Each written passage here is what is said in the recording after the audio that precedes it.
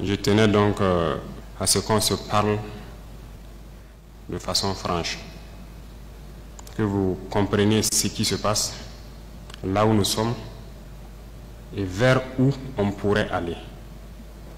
Et j'insiste, où on pourrait aller, parce que c'est une condition, ça dépendra de vous. Vous êtes les acteurs de la société burkinabé et je pense que l'avenir de ce pays-là est aussi entre vos mains. Donc, chacun à son niveau doit pouvoir faire un mea culpa et se demander qu'est-ce que j'apporte à cette patrie. C'est peut-être parce qu'aussi il n'y a pas eu de langage de vérité que les gens ne comprennent pas en fait ce qui se passe. Je parie que beaucoup de gens ignorent sérieusement la situation dans laquelle nous nous trouvons. Nous sommes à Ouagadougou, très souvent à Bobo-Dioulasso, dans tout cas dans les grandes villes, et la vie est tout autre. Mais hors de ces villes, vous n'imaginez même pas ce qui se passe. Est-ce que tout le monde est conscient que le territoire est presque perdu? En tant que militaires, nous reconnaissons notre responsabilité. Mais qu'est-ce qui a amené l'armée à être comme ça? C'est ça aussi la question qu'il faut se poser.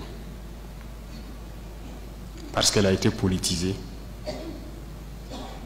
Elle a quitté même son fondement. Il faut avoir le courage de se le dire.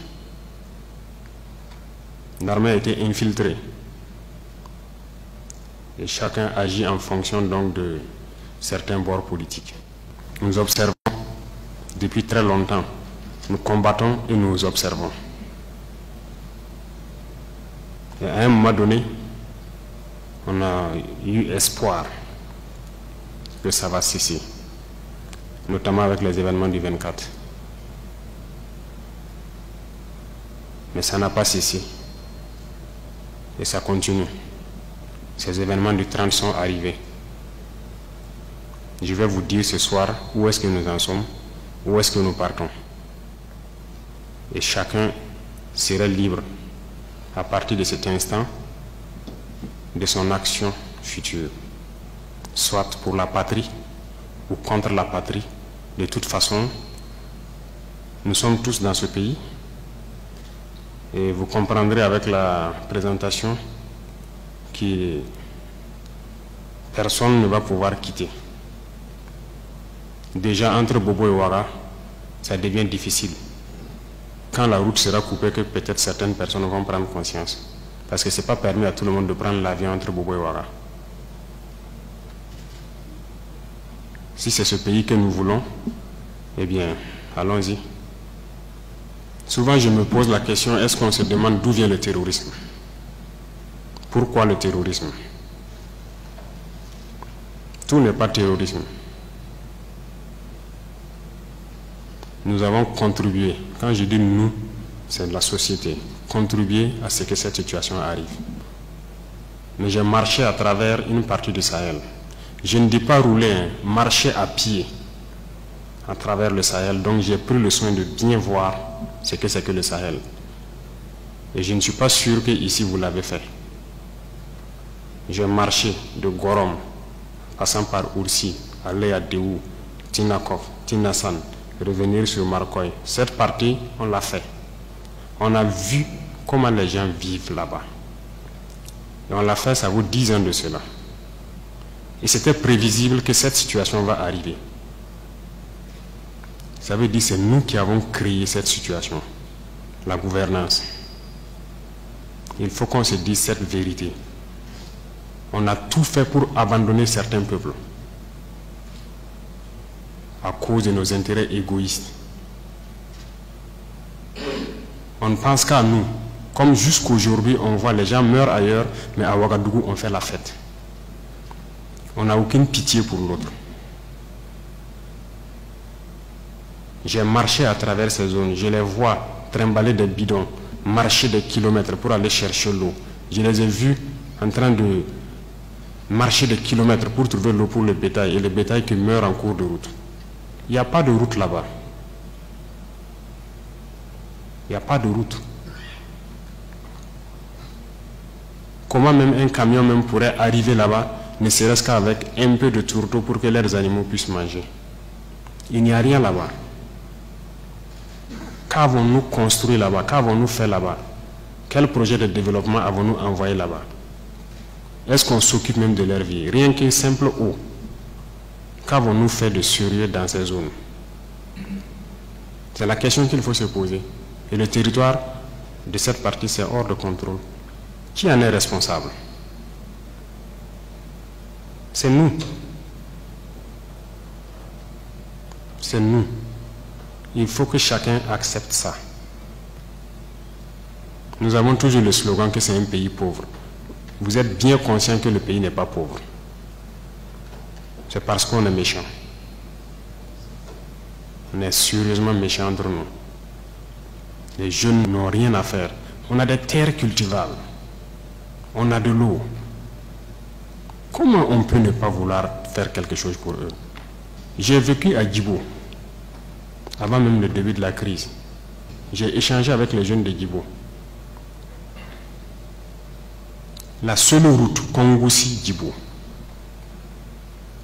les camions ne viennent plus parce que les ponts datent des années 50 et les camions tombaient. Donc les camions ont décidé de ne plus venir. Ils produisent, en allant à Nassumbu à Bouro, ils produisent la tomate, ils produisent beaucoup de choses. Tout pourri. Ils n'arrivent pas à vendre. Leur marché de bétail, vous quittez Djibo jusqu'à Pétékoli, ils sont là avec leur bétail, ils n'arrivent pas à vendre. Mais vous voulez qu'ils fassent quoi, les jeunes? J'ai écrit un rapport en son temps pour qu'on puisse au moins se réparer cette route. La guerre n'était pas là. Personne ne viendra me dire le contraire. J'étais à Djibo, j'ai vécu là-bas. On n'a rien fait. Rien. Qui en est responsable? Il faut que chacun fasse son introspection et se rende que nous sommes les coupables de cette situation. J'ai fait l'Est. Aujourd'hui, on parle de Mansilla, de Tankwalou et autres. Je vous le répète encore, qui est responsable? Quand un seul fleuve, la Sirba, empêche que quelqu'un quitte Mansilla vers l'arrière en saison pluvieuse, pendant combien d'années on n'a jamais pu faire un seul pont sur la Sirba pour les permettre de communiquer avec le Burkina? Prenez la carte, vous regardez, cette zone est encerclée par un fleuve, la Sirba. Qu'avons-nous fait? Du côté de Tankwalou, j'ai écrit encore un rapport que j'ai remis au haut-commissaire quand j'étais là-bas, pour que les gens fassent pardon pour faire ne serait-ce qu'un pont entre Tankwalou et le reste. Qu'avons-nous fait? Mais posons-nous les questions. Nous sommes responsables du malheur qui nous arrive. Si on ne change pas de manière d'être, ne croyez pas que nous allons être là encore, dans ces salles climatisées à nous regarder. Non. Non. D'autres ne peuvent pas être là à souffrir pendant que d'autres sont dans un luxe insultant. On a été prévenus. On n'a jamais voulu écouter. Toute cette bamboula que nous faisons dans les villes, tout peut cesser du jour au lendemain, si on n'arrête pas ce que nous sommes en train de faire. Je sais que personne ne vous a déjà parlé comme ça, mais je vous le dis aujourd'hui franchement. Et chacun pourra choisir ce que nous voulons du Burkina. Je ne suis pas politicien. Je n'ai pas de langue de bois. Moi, je suis un militaire. Et je préfère vous dire la vérité. Chacun est libre de prendre ou de laisser.